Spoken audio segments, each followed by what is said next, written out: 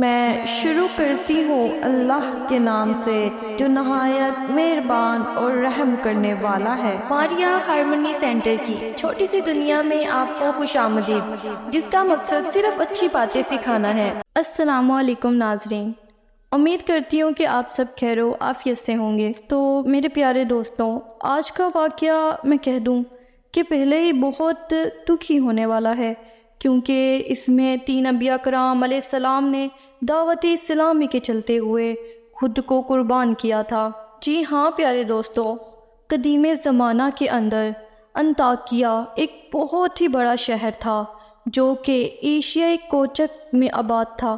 اس شہر کی آبادی بہت ہی بھاری مقدار میں بڑی تھی اور یہاں کے لوگ بے انتہا ظالم اور گمراہ تھے۔ قدیم زمانہ کی روایات سے پتہ چلتا ہے کہ یہ شہر 12 میل تک پھیلا ہوا تھا، اور پیارے دوستوں، یہ شہر جتنا بڑا تھا اتنا ہی گمراہی کے اندھیروں میں کھویا ہوا تھا۔ یعنی کہ انطاکیہ شہر کے لوگ ستاروں کی اور بتوں کی پوجا کرتے تھے۔ اللہ تعالیٰ چاہتا تو ان کو گمراہی کے اندھیروں میں ہی پڑا رہنے دیتا، لیکن اللہ تعالیٰ نے اپنا رحم ان کے اوپر برسایا اور ان کی ہدایت کے لیے 2 نبی کو بھیجا۔ دونوں نبیوں نے خدا تعالیٰ کا پیغام لوگوں تک پہنچانے کی بے حد کوشش کی، لیکن وہ لوگ گمراہی کے اندھیروں میں اتنے گم تھے کہ وہ دونوں نبیوں کی باتوں کو دھتکارتے رہے، جس کے بعد ایک تیسرے نبی کو بھیجا گیا اور پھر تینوں انبیاء کرام مل کر دعوت اسلام کی دعوت دینے لگے۔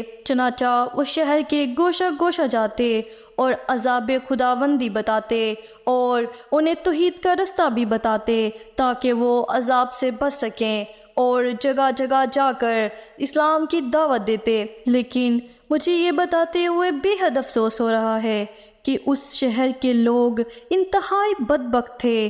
وہ تینوں انبیاء کی مشترکہ کوششوں کے باوجود نظر انداز کرتے رہے۔ تینوں انبیاء کرام نے جو دعوت اسلام دیا، کسی کو بھی اس سے خاصا فرق نہ پڑا، اور پورے شہر میں سے صرف 40 لوگ ایمان لے آئے۔ جب شہر کے بڑے بدبختوں نے دیکھا کہ لوگ تو انبیاء کرام کی باتوں کو سننے لگے ہیں، ایمان لانے لگے ہیں، ان میں جیسے ایک ڈر پیدا ہو گیا ہو کہ لوگ شاید گمراہ ہو رہے ہیں، لیکن وہ نہیں جانتے تھے کہ وہ تو حقیقت کو تسلیم کر رہے ہیں۔ لہٰذا اس شہر کے لوگوں نے تینوں انبیاء کرام علیہ السلام کو پکڑ لیا اور ان کو سخت اذیتیں دینے لگے، ان کو بے انتہا درد سے گزارتے، اور سخت اذیتوں کے باوجود انبیاء اپنی دعوت اسلام کے حق پر رہے اور اس کو پھیلانے کی کوششیں کرتے رہے۔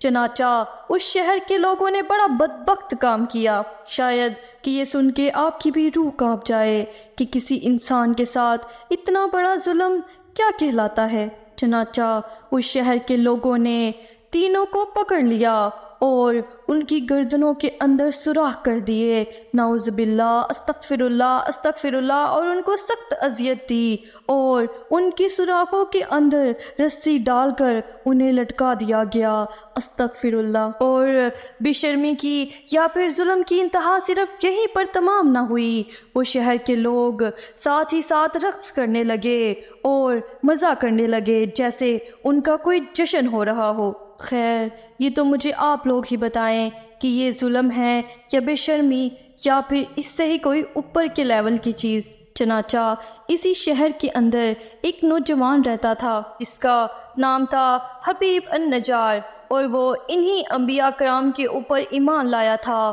اور خدا کو مانتا تھا، توحید پر عمل کرتا تھا۔ لیکن وہ جانتا تھا کہ شہر کے لوگ بڑے بدبخت ہیں، ظالم ہیں، لہٰذا وہ اپنے ایمان کو چھپا کے رکھتا تھا اور اسی شہر کے اندر بڑھئی کا کام کرتا اور روزی روٹی کما کے اپنا گزارا کیا کرتا تھا۔ وہ شخص روزی روٹی تو تھوڑی کماتا پر تھا بڑے دل والا۔ وہ اپنی روزی کے 2 حصے کرتا، ایک اپنے اہل خاندان کو دیتا جبکہ دوسرا حصہ غریب اور مفلسوں کو عطا کیا کرتا تھا۔ چنانچہ جب حبیب النجار کو اس ظلم کی خبر ملی جو کہ اس اہل شہر نے ان کے انبیاء کرام کے ساتھ کیا تھا، اس پر وہ چپ نہ رہ سکا۔ چنانچہ اس کے بعد اس نے تبلیغ کرنا شروع کر دی وہ سب کو کہنے لگا، اے قوم والو، ہوش کرو اور ان انبیاء کرام کی بات کو مانو، ان کی اتباع کرو جو کہ تم سے کوئی اجر نہیں لیتے۔ اس میں کچھ شک نہیں کہ یہ لوگ راہ راست پر ہے، حق پر ہے، اور تمہیں صحیح دین کی دعوت دیتے ہیں، جس پر تمام تر لوگ اس کے خلاف ہو گئے، اور وہ کہنے لگا کہ اے لوگوں، مجھے بتاؤ میں کیوں نہ اس خدا کی عبادت کروں جس کی طرف ہمیں لوٹ کے جانا ہے۔ اس میں کچھ شک نہیں کہ ہمیں پیدا کرنے والی ذات صرف اللہ ہی کی ہے، اور میں اس کے علاوہ کسی اور کو معبود کیوں بناؤں جبکہ میں حقیقت کو جانتا ہوں۔ اے لوگوں، بات کان کھول کے سن لو، اگر خدا مجھے ضرر پہنچانا چاہے تو اس دنیا کی کوئی طاقت مجھے شفاعت عطا نہیں کر سکتی اور مجھے گمراہ ہونے سے نہیں روک سکتی، لیکن اگر اللہ تعالیٰ نے ہدایت کا ارادہ کر لیا تو تم میں سے کوئی بھی انسان مجھے تکلیف نہیں پہنچا سکتا اور نہ ہی میرے جذباتوں کو مار سکتا ہے۔ میں سرعام اقرار کرتا ہوں کہ میں ایک خدا کو ماننے والا ہوں، اور بے شک اسی نے مجھے پیدا کیا ہے اور ہمیں اسی کی طرف لوٹنا ہے، اور تم لوگ بڑے بدبخت ہو جو ظلم کی انتہا کو پہنچ رہے ہو۔ یاد رکھو کہ خدا کی لاٹھی بے آواز ہے، ذرا تھم جاؤ، ہوش سے کام لو اور ہدایت کو مانو۔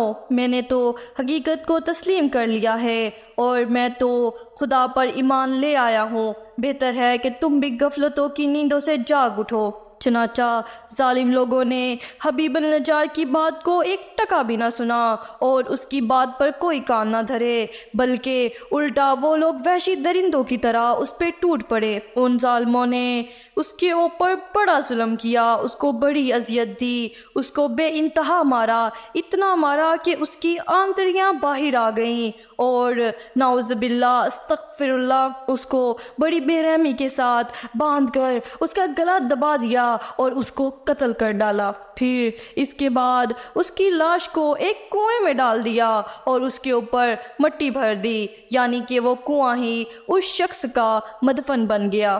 پر یہ تو تھی ایک ہی روایت۔ بعض روایات کے مطابق کہتے ہیں کہ ظالموں نے اس کو آری سے 2 حصوں میں تقسیم کیا تھا اور اس کے بعد اسے کنویں میں ڈالا۔ اس کے علاوہ بھی ایک روایت میں بڑا مقبول ہے کہ ظالموں نے اس کی گردن میں بھی سوراخ کیا تھا اور اس کی اندر رسی ڈالی تھی اور پھر اسے لٹکا دیا تھا، جس کے بعد اس کی موت واقع ہوئی تھی۔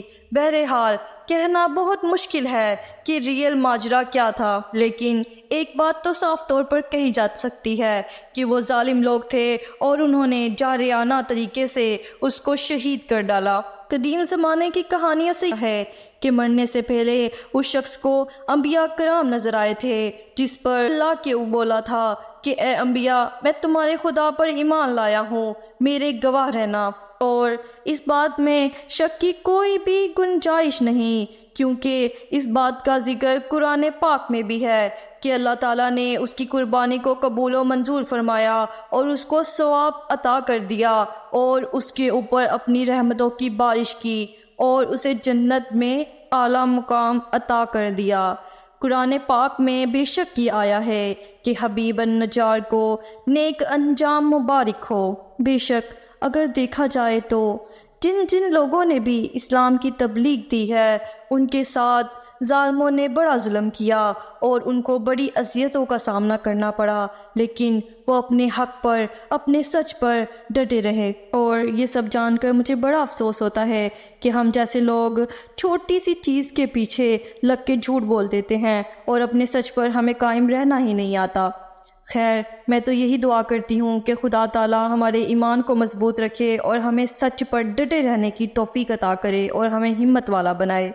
تو میرے پیارے دوستو، آپ نے اس کہانی سے، اس واقعے سے کیا سیکھا ہے؟ مجھے کمنٹ سیکشن میں بتائیں۔ اس کے علاوہ اگر آپ نے ابھی تک میرے چینل کو سبسکرائب نہیں کیا، لائک نہیں کیا، تو جلدی سے یہ کر دیں، یہ آپ لوگوں کی طرف سے بڑا پیار ہوتا ہے ہمارے لیے۔ تو لہٰذا اپنا خیال رکھیے گا۔ اللہ نگہبان۔